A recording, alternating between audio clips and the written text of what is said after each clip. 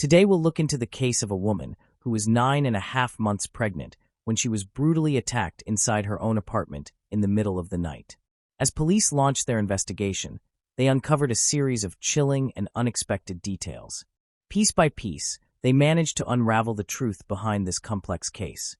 But the ending proved so shocking that even seasoned detectives were left stunned by its twists. Diana Diallo was born in 1959 in Tustin, a quiet suburban city near Los Angeles. Her father served in the military, while her mother worked at a small clothing factory. At 19, Diana met a man named Kevin Green. One night, while out at a bar with a friend, some men began harassing them, being far too pushy. That's when Kevin stepped in. Kevin quickly stepped in to handle the situation, and after he drove the man away, Diana offered to buy him a drink as a thank you. Just a few days later, the two went on their first date, and their relationship progressed rapidly. At that time, Kevin was still legally married, but he and his wife were already going through a divorce. Not long after, he and Diana moved in together, and she became pregnant soon after Kevin's divorce was finalized. They married the very same day, excitedly preparing for the arrival of their baby girl. The couple rented an apartment in a small complex in Tustin. Kevin served in the Marines as a helicopter mechanic at a nearby base, while Diana, who had once worked alongside her mother at the clothing factory, decided to stay home during her pregnancy to focus on preparing for their daughter's birth. By late September 1979, Diana was 9.5 months pregnant and expected to head to the hospital at any moment. On the evening of September 30th, after watching a movie together, she and Kevin got into an argument. The pressure of impending parenthood had been building, and lately, their fights had become more frequent. To cool off and avoid escalating the situation, Kevin decided to go for a drive and stopped at a nearby fast food restaurant. Roughly 40 minutes later, the local police department received a disturbing call. It was Kevin, frantically reporting that someone had shot his wife and that she needed an ambulance immediately. Since a patrol car happened to be nearby, officers rushed to the apartment within minutes. When officers entered the apartment, they discovered Diana lying on her bed, drenched in blood from what appeared to be a head wound consistent with a gunshot. Blood spattered the bedroom wall, adding to the horrific scene. Though gravely injured, Diana was still struggling to breathe, so the officers immediately began first aid while awaiting paramedics. Unsure of what had taken place, they instructed Kevin to step out of the room. Soon after, medics arrived and carefully transferred Diana into the ambulance. At first, they too suspected a gunshot wound, but upon closer inspection, they realized her injuries were caused by blunt force trauma rather than a bullet. Kevin asked to accompany his wife to the hospital, but police refused, insisting he remain behind to give a statement. At that stage, investigators were considering every possibility, including the chance that Kevin himself had been involved in the attack. Kevin appeared to be in shock, struggling to process the officer's instructions. At one point, he even tried to climb into the ambulance, and police had to stop him. As the vehicle pulled away, he began to regain his composure and finally recounted what had happened that evening. He explained that after arguing with Diana, he decided to cool off by driving to a fast food place for burgers. When he left the apartment, Kevin realized he had forgotten his keys inside, but chose not to return for them. Instead, he shut the door and went straight to his car. He also told police that near the apartment complex, he noticed a van with its back doors open and saw an African-American man pacing back and forth beside it. Since it was around 2 a.m., Kevin thought the scene with the van was unusual. He drove to his favorite fast food spot, but seeing a long line, he decided to try another location of the same chain a few miles away.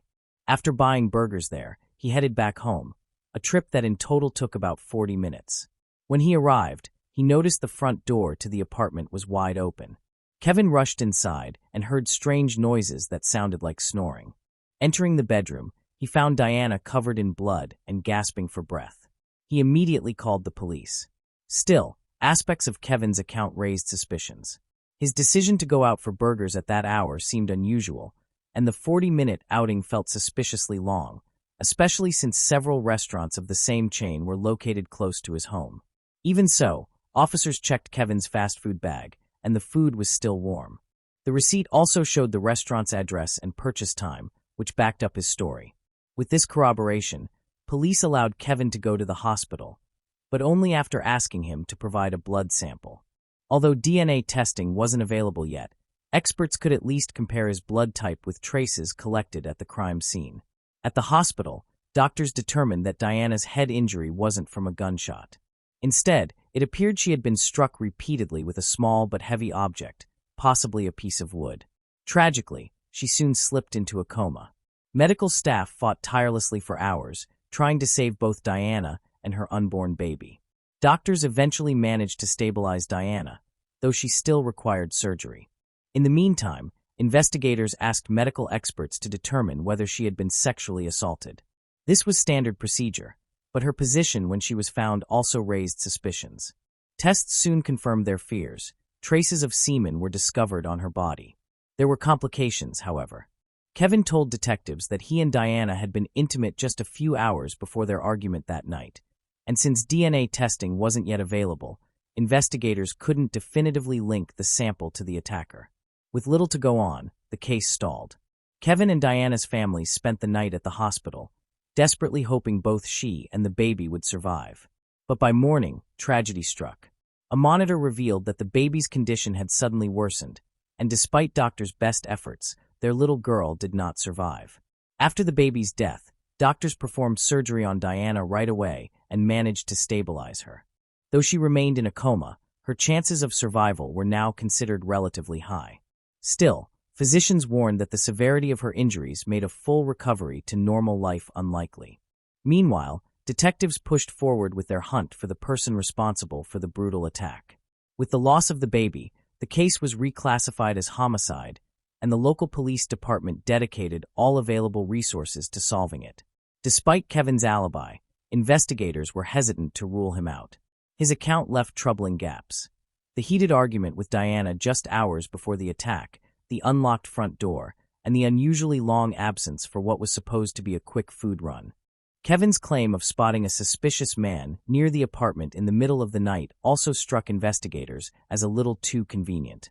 Still, there was no concrete evidence tying him to the crime. In fact, police already had reason to consider another angle. About a year earlier, a string of crimes with a strikingly similar modus operandi had shaken Tustin and nearby areas. In December 1978, an unknown assailant broke into the home of a 17-year-old girl, bludgeoned her with a piece of wood, and sexually assaulted her, leading to her death. For months later, a 21-year-old woman suffered the same fate. Her apartment was broken into, she was struck with a piece of wood, and she too did not survive. Then, in July 1979, the attacker struck again.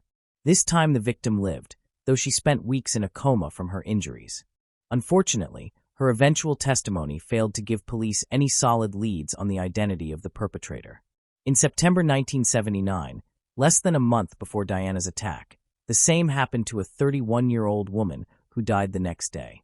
Her son provided investigators with a description of the assailant, but the man still couldn't be identified. All these crimes shared striking similarities, just like the attack on Diana.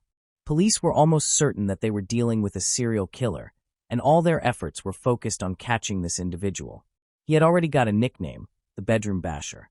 Considering that the perpetrator was committing his crimes with short intervals and operating in a relatively small suburban area of Los Angeles, detectives believed that he could strike again very soon. They decided to reach out to the public through the media and warn all women who lived alone, especially those in lower-floor apartments, as they were apparently the preferred targets of the suspected serial killer. This sparked a wave of panic. Women began clearing store shelves of any means of protection, signing up for self-defense courses, and staying with friends and relatives trying to safeguard themselves from the dangerous criminal. Police also began patrolling the streets at nightfall. Detectives interviewed anyone who could have had any connection to these crimes, and soon they received their first leads. Several neighbors of the victims reported seeing a suspicious white man with dark, thick hair near their houses. Although this description was quite superficial, police located several matching men and investigated them, but it led nowhere. A week after Diana's attack, doctors informed her loved ones that she had finally regained consciousness. But there was a serious problem. Diana couldn't speak or remember anything, and according to the doctors, her brain needed some time to recover, functioning at the level of a 6-year-old child. Around the same time, another attack happened in Tustin. An unknown assailant broke into the apartment of a 24-year-old woman, struck her several times with a piece of wood, and slowly assaulted her. Tragically, the victim died, and the police once again failed to catch the culprit. Diana spent several more days in the hospital, and her mind began to gradually return to normal. However, she had almost completely lost her memory and still couldn't recall even her parents. Doctors said her memory might eventually return, but warned her family not to recount anything to her and to allow her to remember everything on her own. Once her life-threatening condition passed, Diana was discharged from the hospital and her family took her home. Since Kevin needed to work on the military base to pay the bills, they moved in with Diana's parents, who could care for her around the clock. 2 weeks later, another tragic attack occurred in the city with a similar modus operandi, and this time the unknown assailant killed a 17-year-old girl. After being discharged from the hospital, Diana started attending physiotherapy and her condition gradually improved. She still couldn't speak or remember what happened to her, but everything suddenly changed. 6 weeks after the attack, during a physiotherapy session, the therapist brought up the attack and asked if Diana still cannot remember who did it to her, to the doctor's surprise. Diana suddenly nodded and pointed to her wedding ring. When Diana's mother came to pick her up, the doctor told her about this, and the mother asked her daughter, "Was it Kevin who attacked you?" And Diana nodded. Right after that, her mother took her to the police station, where she spoke with the lead detective. He asked Diana a few more questions, and she confirmed that she suddenly remembered the moment of the attack, and the perpetrator was none other than her husband. For the detective, this completely changed the course of the case. He and his team were almost certain that Diana was attacked by the same serial criminal responsible for the other similar attacks. But now the detective faced several questions. Could Kevin be the bedroom basher? He lived in the same area where the attacks happened, and even matched the description provided by several witnesses who saw a white man with dark hair. Or did Kevin decide to get rid of his wife by disguising himself as the active killer? Considering that all the actions of the bedroom basher were almost identical each single time, it wouldn't have been difficult. The detective thought that if he arrested Kevin now, his involvement in other crimes might never be proven, and Kevin himself could flee as soon as he realized he was caught. So he made a difficult decision. He asked Diana and her mother to pretend that Diana still remembered nothing, and to return home to Kevin. This was obviously a huge challenge for both of them, but they agreed on the less. Investigators put Kevin under surveillance and closely monitored all his movements, hoping to eventually link him to other attacks. Police spoke with Kevin's friend to learn more about the suspect, and they quickly found out something interesting. Those who knew him well said that his relationship with Diana was quite tense. The couple argued frequently, a fact also confirmed by neighbors who often heard their screams. According to friends, Kevin regularly complained to them that Diana refused to be intimate with him in the final months of her pregnancy. Yet Kevin had described his relationship with Diana to detectives as nearly perfect. But besides that, detectives couldn't gather any additional useful information. Kevin behaved quite normally. He went to work and came back home without lingering anywhere else and didn't raise any suspicions. The police also received results from the lab, revealing an interesting discovery besides the attacker's semen. They found skin particles with blood under Diana's nails. Specialists matched the blood type of the attacker to Kevin's blood sample, and it matched. It meant that Kevin had the same blood type as the person who attacked Diana. Based on this information, detectives came up with the most likely version of what had happened on that fateful night. Kevin indeed bought burgers at a fast food joint a few miles from home. The time on the receipt and cashier's words confirmed his presence, so detectives believed he could have attacked Diana before leaving home, then quickly went to the fast food restaurant to create an alibi, explaining the extended 40-minute trip regarding motive. Detectives theorized that Diana's refusal to engage in intimacy served as the trigger. Despite Kevin's claim that they had had sex hours before the incident, he frequently complained to friends about Diana's reluctance for months. Given the severity of the attack, detectives believe this was Kevin's breaking point. The police re-interviewed Diana, who confirmed she vividly remembered the attack, and Kevin was indeed the one who assaulted her. During the conversation, her mother said they could no longer pretend and live under the same roof as Kevin. After that, detectives decided to arrest him and proceed with legal action. Kevin was taken into custody while he was at a store to avoid risking Diana's family and conducting the arrest at their home. Kevin refused to admit guilt, insisting that everything happened exactly as he had told them. Preparation for the trial took 10 months. During this time, Diana's physical condition gradually improved. She could speak again, although not without difficulty. Diana was also examined by several doctors, who came to a unanimous conclusion that her brain had sufficiently recovered, and she was a reliable witness. Diana testified in court, confirming that the person who attacked her that night was indeed her husband. Kevin's defense insisted on his innocence, trying to use the fast food alibi, but it wasn't enough against the victim's testimony. In November 1980, Kevin was found guilty of killing his child and assaulting his wife. He was sentenced to 15 years to life in prison regarding Kevin's possible involvement in other murders and assaults. Detectives noticed something interesting before Kevin's arrest. 2 more similar crimes occurred in their county, but both victims survived. They still hadn't been able to identify the attacker, so his identity remained unknown. But after Kevin's arrest, the attacks suddenly stopped. Before that, the bedroom basher committed his crimes quite frequently, sometimes with only a few weeks between them. But once Kevin was arrested, there were no more similar crimes at all. Right after the sentencing, Diana filed for divorce, and Kevin didn't try to object it. Since then, Diana continued to work on her recovery, but it was quite challenging considering the injuries she sustained. Her brain almost returned to normal, but some problems remained with her forever. She partially lost her hearing and vision and still struggled to speak. As for Kevin, he continued to insist on his innocence for years. His time in prison wasn't easy. Other inmates repeatedly attacked him for killing a child, and Kevin ended up in the hospital multiple times. When he had the opportunity to apply for parole, the commission denied it. And over the following years, he received 3 more denials. The main reason for these decisions was that Kevin had never admitted his guilt, which was seen as a lack of remorse.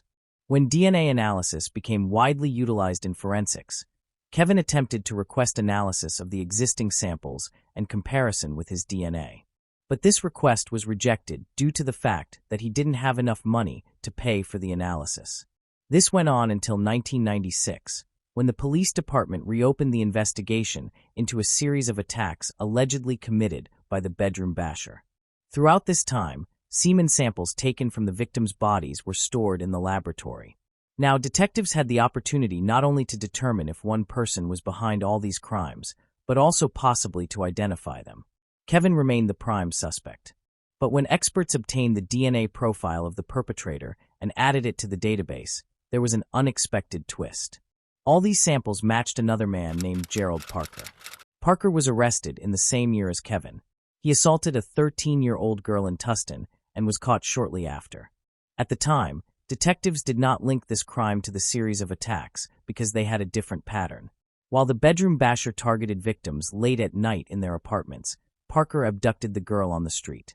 Since then, he had been serving his sentence in prison and was set to be released in just a few days. After investigators obtained DNA matches for Parker in all the unsolved cases, they also remembered the attack on Diana. Although this crime was considered solved, detectives still considered its connection to the other similar cases highly likely. Now they understood that Kevin definitely wasn't the serial killer, leaving them with just one question. Did he really attack his wife? Interestingly, during those years, Parker served at the same military base as Kevin and also owned a dark-colored van. As we recall, on the very first day, Kevin told the police that he saw an African-American man in front of their house walking near a dark van. This made detectives wonder, what if Parker was behind the attack on Diana? The local prosecutor visited Kevin in prison and informed him of the progress in the investigation of the bedroom basher murder series. He then asked Kevin to provide a direct sample of his DNA for analysis. Kevin, who had been trying to do this for years, immediately agreed. While experts conducted the analysis, detectives went to see Parker in prison. At that point, they hadn't yet charged him with the series of attacks because they needed time to prepare such a complex case. Nevertheless, the police decided to talk to the suspect, hoping he might give them a confession. Parker began to deny his involvement in the series of crimes. So detectives shifted the conversation to the attack on Diana before questioning him. They reviewed Parker's case and found something interesting. After his arrest for assaulting the girl, he told the police that military service was the best thing that had ever happened to him. Detectives decided to use this to their advantage and questioned how he could let another soldier take the blame for his crime. They continued pressing Parker, appealing to his loyalty to the military, until he suddenly said that another person was indeed serving time for the murder he committed. He continued, admitting that on that night he did indeed drive to Kevin's house in his van. His plan was to roam the neighborhood, peering into ground-floor windows, as he had done many times before, looking for his next victim. But this time he heard screams from Kevin in Diana's apartment, and a man came out onto the street. Parker noticed that he didn't lock the door, waited for a few minutes, then entered the apartment and assaulted Diana. He also said that he didn't know her husband, since they had different duties on the military base. Parker also confessed to the other crimes, admitting to 6 murders and 3 non-lethal attacks. After the police obtained confessions, DNA results proved Parker's involvement and Kevin's innocence. The prosecutor promised to overturn his sentence as soon as possible, and a few days later, Kevin walked free. After spending 16 years behind bars, the twist in this case caused a widespread outcry. It wasn't just because an innocent man spent nearly half his life for someone else's crime, but also because it took so long for the police to establish the real killer's identity. However, that wasn't the last twist in this case. When Kevin was released, the state of California agreed to pay him $10,000, which was a relatively small amount of money. Even for those times, several years later, he got an additional compensation of $100 for each day spent in prison, totaling $620,000. But the story didn't end there. Despite Kevin's full exoneration, Diana refused to believe in his innocence. Up until that point, she had claimed Kevin was the only one who attacked her. However, after biological material from her body matched Parker's DNA, she came up with a new version. Diana claimed that on that night, Kevin attacked and assaulted her before leaving, and then Parker entered the apartment and did the same to her. Parker himself repeatedly stated that when he entered the apartment, the woman was simply lying on the bed without any visible injuries or signs of distress. He also claimed that he was the one who struck her on the head. Diana's family proposed another theory, suggesting that Kevin might have asked Parker to commit the crime, which is why he left the house that night, leaving the door open. But Parker continued to insist that he didn't know Kevin. There were numerous people on the military base, many of whom didn't know each other personally. Besides, such a version would imply that Kevin should have known Parker was the serial killer to ask him something like that, which he vehemently denied. Kevin firmly denied any connection to Parker, insisting he would never harm Diana, let alone their unborn daughter. He explained that he left the door unlocked simply because he didn't want to return for his keys after their argument, a choice he still regrets deeply.